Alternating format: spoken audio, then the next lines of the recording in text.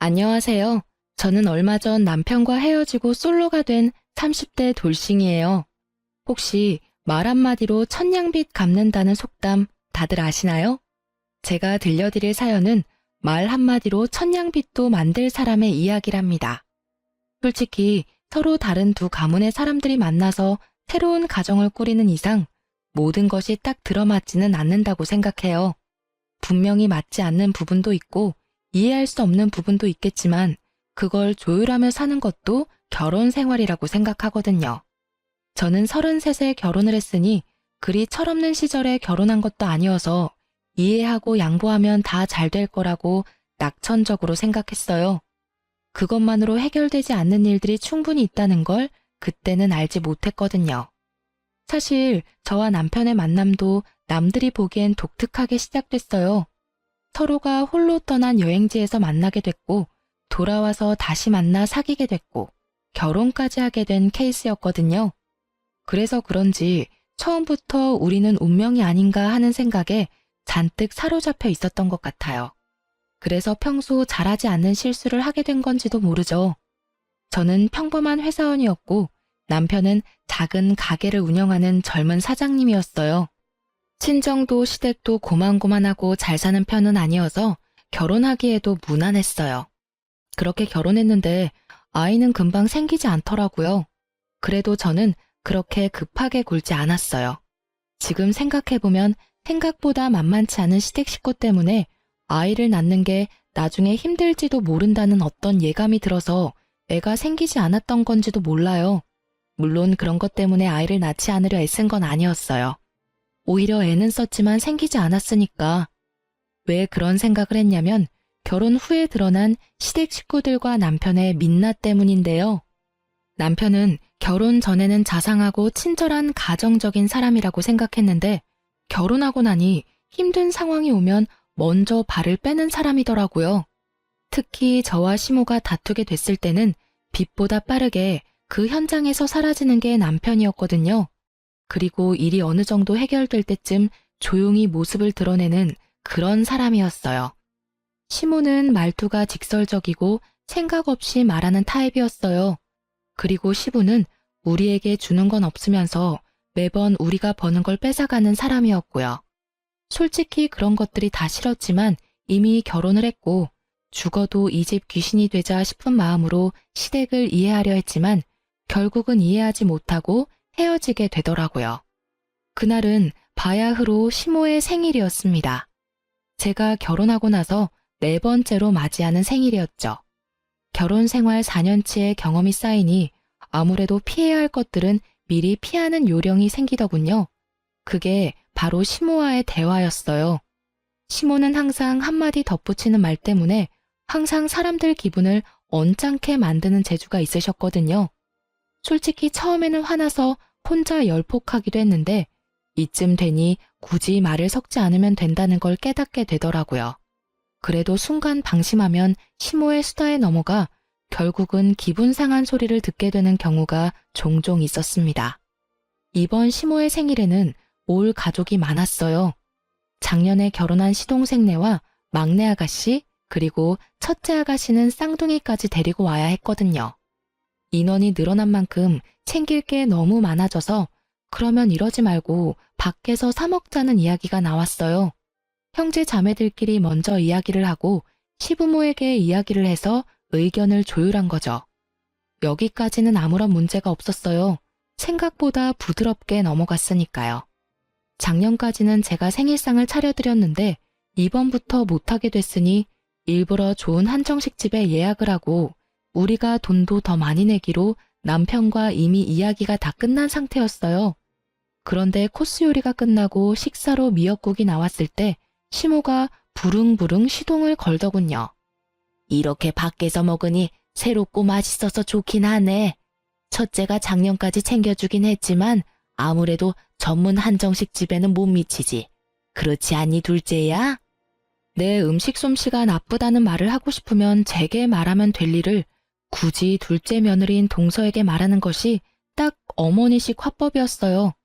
남의 허물을 제 3자에게 알려서 다 퍼뜨리게 만드는 것. 참 나쁜 버릇이기도 했죠. 그렇지만 저는 이 정도로 흔들리지 않았어요. 제가 처음에도 말씀드렸다시피 시모는 원래 그런 말을 잘하는 분이셨고 저도 내공이 쌓일 대로 쌓였으니까요. 그러셨어요? 그러면 처음부터 한정식 집으로 모실 걸 그랬네요. 어머님이 이렇게 좋아할 줄 몰랐네요. 좋아한다니 저로서는 다행인 일인데 그 말이 본심이 아니었다는 게 더 큰일이었죠. 솔직히 이렇게 먹으면 좋기야 하지만 이 돈은 누가 다 내니? 그래서 나는 좀 억울해. 내가 받아야 할 걸 제대로 못 받은 기분이 들어서. 시어머니 생신상을 맏며느리가 해주면 얼마나 좋아? 서로 간에 마음도 통하고 정성도 들고. 무엇보다 다른 사람 보기 얼마나 좋니? 이렇게 돈으로 해결하려는 거 보면 다른 사람들이 욕할 거 뻔하잖아. 혹시 너 친정집에서도 어른들 생신에 돈으로 때우려 하니? 그 이야기를 듣는 내내 뱃속에서 불덩어리가 치밀어 오르는 걸 꾹꾹 눌러 참느라 애썼어요. 누가 들으면 제가 시모 생신상을 안 차린 것처럼 말하니 말이죠. 작년까지는 제가 매번 생신상을 차려드렸는데도 저런 식으로 이야기하니 저도 기분이 확 상하잖아요. 게다가 친정집까지 건드는 건 예의도 아니고요. 우리 엄마야 밥을 차려 먹든 나가서 먹든 본인이 무슨 상관인데요. 어머님, 억울하시더라도 좀 참으세요. 이렇게 밖에서 식사하자는 것도 도련님, 동서 아가씨들 모두 그렇게 하자고 해서 그런 거예요. 제가 뭐라고 이 집에서 그런 발언을 할 수 있겠어요? 저도 하자는 대로 따른 거고 죄송스러운 마음에 식비도 저희가 제일 많이 냈어요. 그리고 제가 생신상 작년까지 꼬박꼬박 차려드렸잖아요. 제가 해드리지 않은 것도 아닌데 그렇게 말씀하시면 저도 많이 서운하죠. 그렇게 말했더니 시모가 눈을 동그랗게 뜨고는 저한테 말하더라고요. 넌 무슨 말을 그렇게 감정적으로 받아들여? 그냥 내 생각이 그렇다는 거야. 누가 너더러 그렇게 해달라고 했니? 그럴 거였으면 생일 되기 전에 미리 말했을 거다. 나 참 어이가 없어서 한마디 했더니 아주 100마디 말로 시무를 나무라네. 그런 생각이 드셨으면 생각만 하시지 왜 그걸 딱 동서를 꼬집어서 말씀하셨어요? 다른 사람들 앞에서 제가 어떤 사람이 되었는지 아세요? 시어머니 모시지 않는 천하 불효의 며느리로 만드셨는데 그럼 제가 그런 말도 못하나요? 제 말에 남편이 더 놀라 저를 데리고 나가더군요. 저는 이미 화가 나서 기분이 상해 있는 상태였고 남편은 답답한 듯 머리를 쓸어넘기며 저한테 말하더라고요. 당신 왜 이렇게 못나게 굴어? 어머님이 그런 분인 거 다 알고 있잖아. 그럼 좋게 좋게 넘어가면 되지. 왜 긁어 부스럼을 만들어? 어머니랑 똑같은 수준으로 행동하냐고. 여태까지 잘했으면서 왜 지금은 못 참는 건데? 참는 게 더 이상한 거 아니야? 아니, 나 욕하려면 나한테 하면 되고 내 욕만 하시면 되지. 친정엄마 들먹이는 거에 꼭 동서한테 들으라는 식으로 이야기하면 내가 뭐가 돼? 사람들 앞에서 내가 잘못했다고 까발리면서 욕하게 만들고 싶으신 거잖아. 이 집에서 나 혼자 욕먹으면 다 해결되는 일이야? 그래서 나는 내내 참아야 하는 거야. 내가 언제까지 참아야 하는데? 그래, 그건 좀 심했다고 나도 생각은 했어. 그렇지만 너도 평상시처럼 좋게 넘어갈 수 있었잖아. 제대로 처신할 수 있으면서 왜 너도 애처럼 굴어? 엄마랑 싸운다고 해결되는 건 아무것도 없는데 그냥 흘려들어. 아무도 그게 진짜라고 생각하지 않으니까. 진짜라고 생각하지는 않겠지. 그런데 어머님이 나한테만 계속 그러시면 나중에 어떻게 되는지 알아? 나는 욕바지가 당연한 사람이 된다고. 그런 분위기가 계속되면 언제까지고 나 하나만 희생하면 되는 그런 상황이 되는 거라고. 비약해서 생각하지 마. 그리고 진정해. 좋은 날 망치지 말고 그냥 조용히 해결하자, 어? 나 정말 이렇게 둘 사이에 끼이는 거 엄청 스트레스거든? 스트레스는 제가 다 받고 있는데 저딴 식으로 말하는 남편을 보니 더 화가 나더라고요. 그래도 참았어요.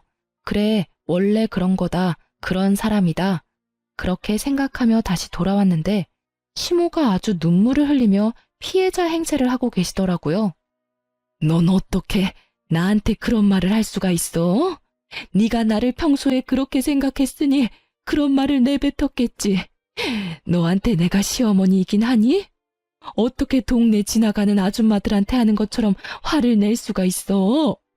죄송해요, 어머니. 그렇지만 저도 어머니가 평소에 저를 어떻게 생각하고 계셨는지 잘 알게 돼서 다행이라고 생각해요. 앞으로는 이렇게 대접해드리고도 욕먹는 짓 안 하도록 아예 처음부터 아무것도 안 할 테니까 그냥 처음부터 편안하게 욕하세요. 욕 얻어먹을 짓 하고 욕 얻어먹는 건 저도 그렇게 억울하진 않거든요. 솔직히 그게 더 마음 편해요. 제가 그 말을 하자 다들 말을 잊지를 못하더라고요. 이렇게 당돌하게 말할 줄 몰랐나 보죠. 여태껏 참고 참고 또 참았는데 또 참을 줄 알았나 봐요. 저도 인간인지라 한계치는 있거든요. 그래서 결국 터져버렸는데 남편은 눈을 질끈 감더라고요. 저는 차라리 속이 시원했어요. 저는 그 뒤로 시댁과 최대한 멀리하기로 결정했고 그 결정에 남편도 큰 이견은 없었어요. 혼자 시댁에 왔다 갔다 해야 한다는 건 걱정했지만 시모와 저 사이에 끼어서 끙끙대는 일을 피할 수 있었으니 본인도 그게 좋다고 판단한 결과였겠죠. 그 뒤로 저는 설과 명절 이외에는 일절 방문하지 않았고 뭐든 돈으로 해결했어요. 이렇게 하다 보니 마음은 편했지만 돈이 많이 나가서 영 별로더라고요. 그래도 어쩔 수 없는 일이라 여겼어요. 어렵게 찾은 마음의 평화를 다시 빼앗기고 싶지는 않았으니까요. 그렇게 어떻게든 숨쉴 구멍 하나 틔우고 사는데 위기는 언제나 불시에 찾아오더라고요. 생각지도 못한 시부의 은퇴 때문이었어요. 시부는 중소기업의 기술자로 다니고 계셨는데 굳이 정년도 되지 않았는데 은퇴를 하시려고 하더군요.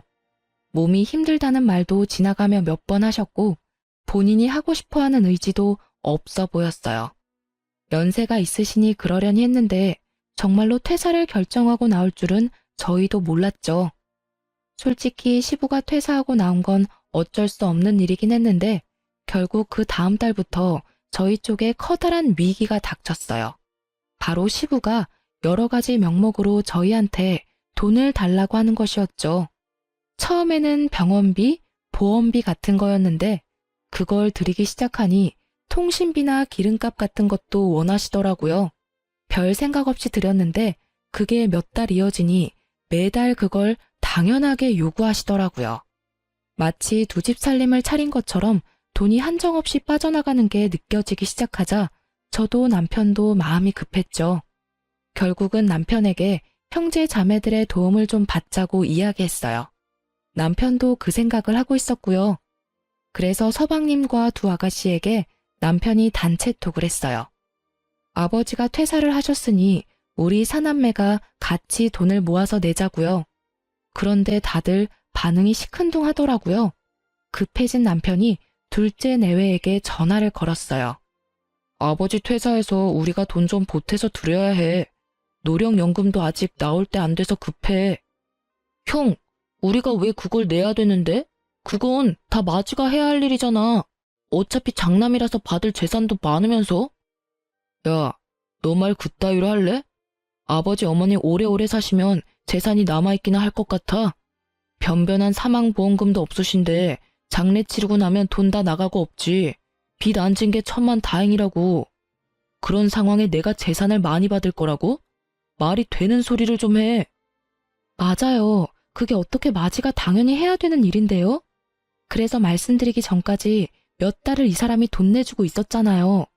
저희도 이렇게 하다가는 곧 파산이라고요.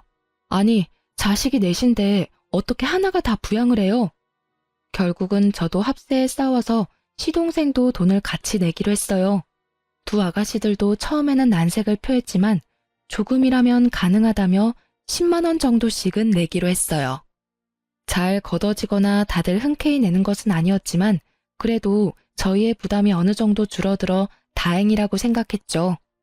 그런데 시부는 저희가 매달 드리는 30만 원의 용돈에서 20만 원을 더 보태서 달라며 어린애 떼쓰듯 요구하기까지 하더라고요.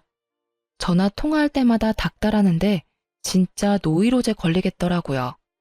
결국은 스트레스를 받은 저는 결국 이혼에 대한 생각이 조금 더 절실해졌어요. 그래도 이때까지만 해도 그리 심각한 수준은 아니었어요. 시부의 어이없는 요구는 저희 친정아버지가 돌아가시고 나서 더 심해졌어요. 아버지는 사망보험금을 2억 정도 남기고 돌아가셨어요. 교통사고였고 현장에서 사망한 터라 저희도 황망한 상태였었어요. 친정에는 저와 제 어린 여동생, 어머니만 있었던 터라 장례 치르는데도 너무 힘들었었죠. 그런데 장례가 다 끝난 다음 날 시부가 저와 남편을 불렀어요.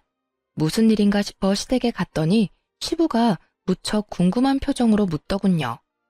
그래, 친정아버지 돌아가셨는데 부조금 들어온 거는 어떻게 하기로 했어? 들어온 만큼 나간 탓에 별로 남는 것 없었지만 제가 다 받았어요. 제 손님이 많기도 했고 제가 상주를 맡아서 어머니가 저더러 가져가라고 하셨거든요. 여자 셋밖에 남지 않은 집안에 여동생은 결혼조차 하지 않은 상태였고 남편은 상주가 하기 싫다고 하는 바람에 제가 상주를 맡게 됐었거든요. 보통은 사위도 상주를 많이 한다는데 요즘 세상에 남녀 차이 둘 필요도 없고 남편이 싫다니 그냥 제가 하는데 별 거부감도 없어서 제가 한 거였어요. 솔직히 제가 상주로 손님 받고 일 다 했으니 제가 받아온 것도 당연하다 싶었는데 시부가 이야기하더라고요. 그래, 그 돈 다 너희 것이니 다 받아와야지. 친정에서 아무리 우겨도 그건 너희 돈이야. 친정이라도 그런 건 확실히 해야 나중에 뒤탈이 안 생겨. 웬일로 멀쩡한 말을 하나 싶었는데 다음 말로 그 생각이 와장창 무너졌어요. 그런데 사돈 어른 보험금은 어떻게 하기로 했냐? 그것도 네가 가져오는 거야?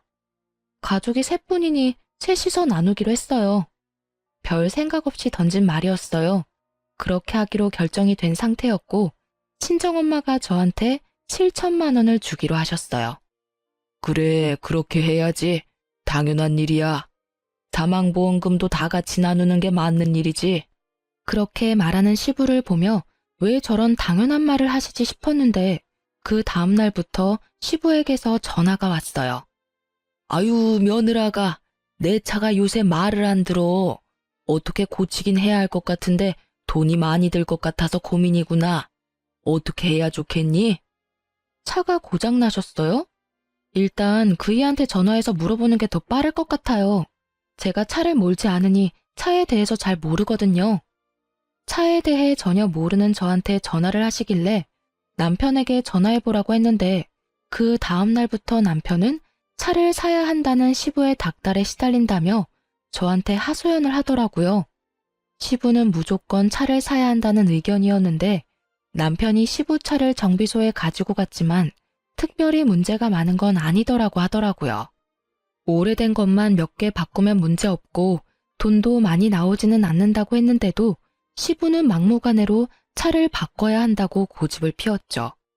그래서 이번에도 시동생들의 도움을 요청했죠. 그런데 다들 그 정도로 큰 돈은 갑자기 마련할 수 없다고 하더라고요. 저희도 그 부분은 이해할 수밖에 없었어요.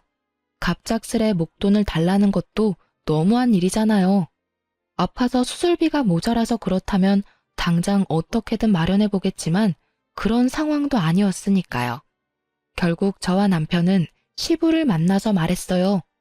아버님, 저희가 아무리 이야기해봐도 차를 살 수 있을 만큼의 돈이 안 나와요. 그러니까 일단은 수리해서 쓰시고 돈이 생기면 그때. 너희들이 나를 이 정도로밖에 생각을 안 했던 거야? 어떻게 아버지가 불편해서 필요하다는데 차 한 대를 못 사줘? 나도 민망한 거 참으며 차가 필요하다고 요구하는데 이렇게 야박하게 굴 거야? 첫째 며느리도 그렇게 안 봤는데 참 야박해. 왜 이분은 또 저를 콕 집어서 이야기하는지 모르겠더라고요. 아니, 저한테 돈이라도 맡겨놓고 저런 말을 하시던죠. 어이없는 제가 뭐라 말을 잇지 못하는데 시부가 한마디 하더라고요. 너는 아버지 사망보험금도 받아서 남들보다 풍족한데 왜 그거 하나를 못 해줘? 그 돈 있으면서 너 나한테 이러는 거 아니다. 내가 너한테 못 해준 게 뭐냐? 그런데 너는 날 위해서 그 정도도 못 해줘? 네가 남도 아니고 내 며느리인데 당연히 시아버지한테 그런 건 다 해줘야 하는 거 아니냐? 그 이야기를 듣는데 완전 띵 받더라고요. 애초에 그 돈은 제가 받는 게 당연하다고 해놓고는 자기가 뺏어가는 건 무슨 심리인가요? 친정 거는 뺏어오는 게 당연한 거고 그걸 시부에게 주는 것도 당연하다고 생각하는 시부를 보니 이 집구석에 정이 똑 떨어지더라고요. 그런데 그 옆에서 시모가 거드는 말이 더 웃겼어요. 그래, 네 아버지가 그런 거 요구하는 사람도 아닌데 이번이 딱 처음인데 어떻게 그렇게 매몰차게 안 된다고 말해? 그리고 너희 형제들한테 말할 것까지도 아닌 일이었잖아.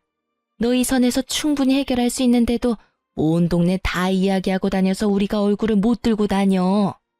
니들이 우리를 돈이나 축내는 못된 부모로 만들어서 그 일 책임질 겸 해서 아버지 차 한 대 사주거라. 아니, 그 돈이 무슨 돈인데 두 분 돈처럼 말씀하시는데요? 저한테 돈 맡겨두셨어요? 그 돈이 제 돈이에요? 그 돈 제 아버지 돌아가셔서 받은 돈인데 왜 그게 아버님한테 당연히 드려야 할 돈이냐고요. 이건 진짜 선 넘으신 거라고요. 제 말에 남편은 또 저를 걸고 넘어졌어요. 무슨 말을 그렇게 해? 어머니 당신 시아버지 시어머니고 모셔야 할 어른이잖아. 그냥 줘버리고 말면 되지 왜 화를 만들어? 그렇게 큰 돈도 아니고. 아버지가 그 돈 받고 당신한테 아무것도 안 해주겠어? 그 돈이 무슨 돈인데 편하게 번 돈 아니라고. 우리 아버지 죽어서 받은 돈인데 왜 그걸 이 집에다 줘야 하는데. 당신도 진짜 생각이라는 걸 좀 해. 그저 편하고 싶어서 나만 족치지 말고. 그렇게 말하고 저는 시댁에서 뛰쳐나왔어요. 남편 새끼가 쫓아왔지만 택시 타고 후딱 도망쳤어요. 그리고 택시 안에서 결심했어요. 이혼을 하기로. 이 정도면 충분하잖아요. 더 이상 저런 말 듣고 있으면 제 정신 건강에 더 안 좋을 것 같았으니까요. 저는 집에 그날 바로 제가 가지고 있던 보험금과 남편 몰래 모아두었던 돈까지 모두 다 합산해서 친정 엄마에게 몰래 맡겨뒀어요. 시댁에서 언제 돈을 가져갈지 모르니 우선 옮겨놨던 거였죠. 그 다음날 시부는 또 연락이 왔어요. 안 받으려고 했는데 남편 휴대폰으로 전화를 하는 바람에 안 받을 수가 없었어요. 그래, 생각 좀 해봤냐? 네가 가격이 너무 부담되면 내가 그거보다 한 단계 낮은 차도 고려해볼 생각이 있단다. 그러니까 죄송해요, 아버님. 그 돈 다시 어머니한테 돌려드렸어요. 솔직히 어머니 혼자 사셔야 하는데 노후 관리도 힘들 것 같아서 그냥 노후 자금 하시라고 드렸어요. 뭐? 그 돈을 왜 다시 돌려줘? 그게 네 돈인데 왜? 이런 멍청한 애를 봤나? 그거 너희 어머니 손에 들어가면 다시는 안 나와. 절대 네가 못 가진다고. 앞으로 힘들 어머니를 위해 드린 거예요. 솔직히 어머님 아버님처럼 든든한 자식들이 있는 것도 아니고 딸 둘에 혼자 사시는데 돈이라도 든든히 있어야 하지 않겠어요? 너는 그렇게 머리가 안 돌아가? 너는 출가 외인이야. 친정을 그렇게 챙기는 것도 나쁜 일이라는 걸 왜 몰라? 네가 챙겨야 할 사람은 시어른이라고. 고적 옮기는 게 어떤 일인지 몰라서 그런 큰일을 너 혼자 생각으로 결정해? 그 이야기를 듣는데 실소가 터지더군요. 그런 아버님도 두 아가씨들한테 매달 흑염소랑 홍삼 사오도록 시키시잖아요. 딸들이 집에 잘하면 좋으실 텐데 왜 남의 집 딸이 그러는 건 싫으세요? 그리고 아버님, 그 돈은 우리 아버지가 월급에서 꼬박꼬박 매달 보험금 넣어서 타게 된 보험금이에요. 그 돈 중에 아버님이 낸 몫이 하나도 없으니 온전히 우리 집안 돈이고요. 그러니 그만 신경 끄시는 게 좋을 것 같아요. 그렇게 이야기하자 결국 할 말이 없어진 시부는 씩씩거리다가 전화를 끊더군요. 그런데 그 불똥은 다른 데서 튀었어요. 다음날 친정 엄마한테서 전화가 왔어요. 빨리 집으로 오라고요. 무슨 일인가 싶어 친정에 갔더니 세상에 시부와 시모가 둘이서 우리 엄마한테 돈 내놓으라고 난리를 피우고 있지 않겠어요? 당장 돈 내놓으시오. 아니 딸이 무슨 잘못이라고 딸 몫을 홀라당 가져가. 우리 며느리 돈 빨리 안 돌려주면 우리 여기서 한 발짝도 안 나가요. 아니 왜들 이러세요? 저한테 돈 맡겨놨어요? 그리고 당신의 며느리가 내 딸이라고요. 딸이 저한테 준 돈을 당신들이 뭐라고 돌려달라 마라 큰 소리 친단 말이에요? 완전 빚쟁이처럼 집 앞에 진을 치고 있는 시어른들을 보니 저는 제가 처신을 잘못했구나 하는 생각이 먼저 들었어요. 아예 싹을 밟아놨어야 하는데 제가 어머니에게 돈을 줬다고 하니 어머니한테로 와서 돈을 내놓으라고 할 줄이야. 며느리 돈을 사돈이 가져가도록 뭐라고 했을 거 아닙니까? 그럼 걔가 멀쩡한 정신으로 그 큰 돈을 덜컥 제 어머니한테 줬겠어요? 분명히 안사돈께서 뭐라고 하니 애가 돈을 줬겠지. 제가 뭐라고 하든 그 돈은 딸아이가 알아서 하는 거죠. 사돈분들이야말로 완전 남이면서 어떻게 여기까지 찾아와서 돈돈거릴 수가 있어요? 염치라는 게 있어야지. 이렇게 뻔뻔하게 찾아와서 남의 남편 보험금을 내놓으라 말아 난리냐고요. 시부와 시모는 저희 엄마를 잡아먹을 것처럼 아주 둘이서 협공을 하더라고요. 그만하세요, 어머님, 아버님. 여기까지 무슨 일로 오셨어요? 설마 이렇게 큰일 만들려고 오셨어요? 왜 오긴? 우리가 뺏긴 돈 찾으러 왔지. 아니, 사돈도 그렇게 안 받는데 사람이 이렇게 융통성이 없고 사람이 포악해. 아니, 지금 그 돈을 뺏긴 게 누구신데요? 두 분 중에 그 돈 가지고 계셨던 분이라도 있으세요? 저한테 온 돈이었고 제가 어머니한테 드린 돈이라고요. 뺏긴 게 아니고 제가 자발적으로 드렸어요. 두 분한테 뺏길까 봐. 결국 저와 이야기에서는 끝이 보이지 않을 것 같아 남편을 불렀어요. 처갓집 앞에 서서 씩씩거리는 본인 부모님을 보던 남편도 당황한 듯 눈치를 보더라고요. 설마 진짜 장모집까지 찾아와서 행패를 부릴 줄은 몰랐나 보죠. 저는 설설 기는 남편을 쥐잡듯 잡았어요. 당신은 뭘 했길래 일을 이렇게 만들어? 어떻게 할 거야? 당신이 중간에 알아서 커트를 못 시키니까 결국에 이런 일이 벌어진 거 아니냐고. 너 편하자고 좋게 가자더니 이게 좋은 결과야? 당신 두 눈으로 똑똑히 봐. 우리 엄마가 지금 무슨 꼴을 당하고 있었는지. 매번 나한테 좋게 넘어가라고 하더니 도대체 당신은 뭘 하느라 이런 일이 터질 때까지 그냥 뒀어? 제가 큰 소리 내며 남편 탓을 하니 시모가 저한테 삿대질을 하며 말하더라고요. 이게 어디서 어른들 다 보는 데서 남편을 잡아? 네가 뭔데 귀한 우리 아들한테 뭐라 하냐고. 이게 오냐 했더니 누구를 호구로 보고? 어머니야말로 저희 집안을 호구로 보셨겠죠. 그게 아니면 감히 아버지 사망보험금을 시아버지 차 살 돈으로 달라는 게 말이나 돼요? 이제 끝이야. 당신하고 더 이상 같이 못 살아. 아니, 안 살아. 이혼해. 우리 엄마한테 이런 꼴 당하면서까지 당신이랑 결혼 생활 유지할 필요 없다고 생각하니까. 제 말에도 남편은 이 상황이 혼란스러운지 갈피를 못 잡더라고요. 아니, 어디를 말려야 할지를 모르고 있다는 게 정확한 말이었죠. 오냐, 이혼하면 그 보험금도 반으로 갈라서 줘야지. 안 그러냐? 부부 공동재산인데 당연히 그렇게 해야지. 그러니 우리 아들한테 그 돈 반틈 줘야 하는 거 맞지? 저는 그 말에 말이 막히더라고요. 남의 부모 보험금을 왜 나눠요? 가만 보니 두 분이 착각하고 계시더라고요. 친정아버지 사망보험금도 재산 분할 시 나누는 거라고 생각하신 듯한데 제가 알기로는 그게 아니었거든요. 부부가 공동으로 재산 형성에 기여한 돈이 아닌 거라 그건 재산 분할에 들어가지도 않고 오래된 돈도 아니었기 때문에 해당도 안 된다고 들었거든요. 두 분 뭔가 착각하고 계신 것 같은데 제 아버지의 사망보험금 같은 건 재산 분할 대상이 아니에요. 부부가 공동으로 번 돈이 아니잖아요. 그리고 애초에 그 돈은 저희 어머니에게로 갈 돈이었고요. 어머니가 그 돈을 받는 사람이었기 때문에 어머니 돈이나 마찬가지라고요.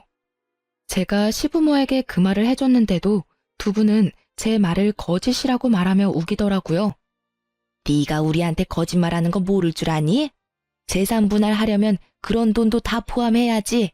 너처럼 그 돈 너희 어머니한테 보내면 불법이야. 뭐 저야 상관없었죠. 그분들이 뭐라고 생각하든 진실은 하나고 그 탓에 본인들이 불이익을 당하는 건 제 탓이 아니잖아요. 두 분의 무지 탓이니 말이죠. 결국에 저는 바락바락 끝까지 잘못된 정보를 우기는 두 사람을 놔두고 이혼 소송에 들어갔어요. 남편은 그래도 이런 식으로 헤어지는 건 좀 아니었는지 저한테 와서는 다시 돌아오라고 하더군요. 여보, 당신도 엄마 성격 잘 알잖아. 여태껏 잘해왔는데 왜 그렇게 갑자기 막 나가는데? 우리 두 사람만 생각해. 우리 서로 나쁘지 않잖아. 그래, 우리 두 사람은 나쁘진 않지. 그렇지만 당신 부모님 평생 안 보고 살 수 있어? 같이 보고 산다는 말은 당신이 또 나랑 시어머니 사이에 끼어서 고통받는다는 뜻이야. 그리고 그런 당신을 보는 나도 속이 미어 터지는 거고. 그런 거 생각하면 헤어지는 게 맞지. 여보, 그래도 다시 한 번만 더 생각해봐. 나도 그렇게 잘할게. 그렇게 해야 당신 마음이 풀린다면 뭐든 할게. 제발 이혼한다는 말은 하지 마. 돌아가게. 친정까지 와서 이런 꼴을 당하게 할 정도면 딸이 그 집안에서 어떤 수모를 당했을지 감이 와. 남의 귀한 딸 데려다가 그런 짓을 했다는 게 믿기지도 않고 믿고 싶지도 않네. 자네가 정말로 우리 딸을 생각한다면 헤어져 주게. 당신 부모들 답도 없어. 남의 보험금을 세상에 자기들 돈처럼 구는 양반들이 어디 있어? 거기다 빚쟁이처럼 집에 찾아와서 그러는 걸 보고도 자네가 우리 딸에게 돌아오라 마라 할 수 있다고 생각하나? 결국 친정엄마의 불호령에 남편은 돌아갔어요. 그리고 이혼은 남편 덕분에 그래도 합의로 잘 마무리가 됐어요. 시부모들은 끝까지 재산 분할할 때 그 돈 가져와야 한다고 우겼지만 법을 이길 수는 없죠. 게다가 시부모의 저를 향한 행동들이 이혼을 제게 유리하도록 이끌어줬고요. 결국 그 재산은 고유재산으로 분류돼서 나누지 않고 저희 집 가격의 절반을 제가 받게 되었고 깨끗하게 법적으로 모든 게 정리가 됐어요. 솔직히 어머니도 저도 갑작스레 혼자가 되어서 힘들기도 했지만 그래도 혼자가 아니라는 사실, 어머니와 함께 있다는 사실에 마음은 편했어요. 그런데 얼마 지나지 않아서 동서에게 연락이 왔어요. 형님, 혹시 전화 괜찮으세요? 이제 형님이라고 안 불러도 돼. 이제 우리 남인데 무슨 형님이야. 그냥 언니라고 불러. 솔직히 시댁 가족들하고 트러블 있었지만 동서한테까지 악감정 있는 건 아니었으니까. 정말 이제까지 어떻게 참으셨어요? 솔직히 저는 지금도 못 참을 것 같아요. 어머님이 저한테 무슨 말을 하는지 아세요? 하나부터 열까지 형님하고 저 비교하면서 그런 건 왜 못하냐, 저런 건 왜 못하냐, 걔가 하면 너도 할 줄 알아야지. 그래놓고선 또 잘하는 거 보시면 그거 잘한다고 네가 잘난 거 아니다. 그러다가 첫째 꼴 난다며 얼마나 타박을 주시는지 대체 어떻게 견뎌야 해요? 저는 해줄 말이 없었어요. 제가 못 버텨서 이혼했는데 이제 와서 무슨 조언을 해줄 수 있겠어요? 글쎄, 나는 그때 솔직히 친정 이야기만 안 나왔으면 그냥 참을 수도 있었을 거야. 그냥 한 귀로 듣고 한 귀로 흘리는 거 알잖아. 나 그거 잘하거든. 동서가 절대로 받아들이지 못할 말을 하는 거 아니고는 그냥 넘겨. 그게 제일 현명한 방법이야. 나는 뭐 실패했지만. 저는 그거 정말 못하거든요. 무슨 말을 해도 가슴과 기억에 콕콕 박혀서 계속 생각나고 또 생각나고. 결국은 총알바지 해주던 형님 이혼하고 나니 저한테 모든 화살이 돌아왔어요. 결국은 저도 시댁 행사에 요새 잘 안 나가요. 갈 때마다 하도 난리를 쳐대서. 오래 가려면 그게 좋을지도 모르지. 안 보면 좀 덜하거든. 근데 언젠간 그 얼굴들을 봐야 하니 말이야. 그래도 잘 지내고 있는 모양이네. 잘 지내요? 어디 가요? 지금 완전 집 난리 났어요. 눈 뜨고 못 봐줄 꼴이거든요. 형님 이혼하시고 아주버님은 재혼하라고 계속 시달리고 있으시고요. 제가 시댁과 척을 지고 있다 보니 그분들이 돈 필요할 때 연락할 곳이 없잖아요.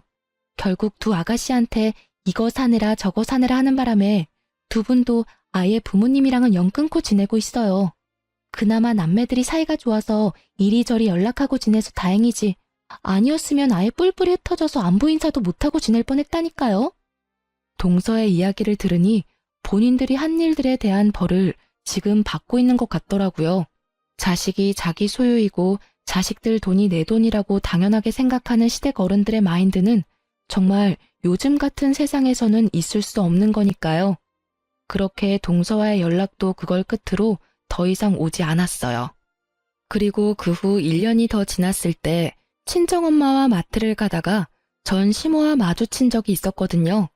그때도 여전히 그 나쁜 입버릇이 어디 가지 않았더라고요. 아이고, 얼굴색이 아주 좋네. 어쩜 이렇게 예쁘게 하고 다녀? 남의 집안은 풍비박산 내놓고 혼자 잘 사는가 봐. 너 때문에 집이 아주 갈갈이 찢어졌어. 어떻게 책임질 거야? 첫째 아들은 내 말도 안 들어. 둘째 내는 연락도 안 돼. 두 딸들도 돈 이야기할 거면 집에 전화도 하지 말란다. 이게 네 작품이 아니면 누구 작품이겠니? 네가 이렇게 만들어 놓고 나갔으니까 네가 책임져야지. 이렇게 비아냥거리는 말투를 정말 오랜만에 들으니 어질어질 하더라고요. 그러게요. 이혼하고 나니 얼굴이 피는 게 다들 좋은 일 있냐고 물어봐요. 좋은 일이긴 하죠. 그렇게 괴롭히던 사람이 없어졌으니까요. 그리고 자식들이 연락 안 하는 걸 제 탓으로 돌리지 마세요. 저는 이혼 후에도 이혼 전에도 시부모님 연락 받지 마라고 한 적 없어요. 그분들이 그렇게 했다면 다 그만한 이유가 있었겠죠. 솔직히 두 분만 모르고 나머지 사람들은 다 아는 이유가 있잖아요. 전화 걸 때 무슨 용건으로 전화 거는지 잘 생각해 보시면 감이 올 거예요. 제 말에 시모가 열받아서는 쌍심지를 켜고 눈을 부라리며 저를 쳐다보며 말하더군요. 아니 이년이 어디서 잘났다고 입을 나불거려? 가만 보자 하니 내가 니년 아래 것으로 보이냐? 좋게 말하면 좋게 알아들어야지. 어디서 어른 말에 토를 달고 말대꾸 하는 거야? 그리고 자식들이 그렇게 된 게 내 탓이라도 된다는 거야? 네가 그걸 무슨 수로 한다고 함부로 짓거려? 결국 저희 친정엄마가 열받아서 제 앞으로 나섰어요. 저희 어머니도 한 성격 하시거든요. 웬만하면 참으려 노력하시지만 딸 이야기라면 눈빛부터 달라지시지 말이에요. 이보세요, 아줌마. 왜 남의 딸한테 2년 전년 짓거리고 난리야? 이미 이혼해서 남이고 좋은 일로 헤어진 것도 아닌데 왜 여기 와서 이 난리를 피우냐고. 망할 할망구가 늙어서 노망이 들었나? 노망? 이 할망구가 말 다 했어. 네가 자식령 교육을 똑바로 못 시켜서 이런 일 일어난 거잖아. 교육?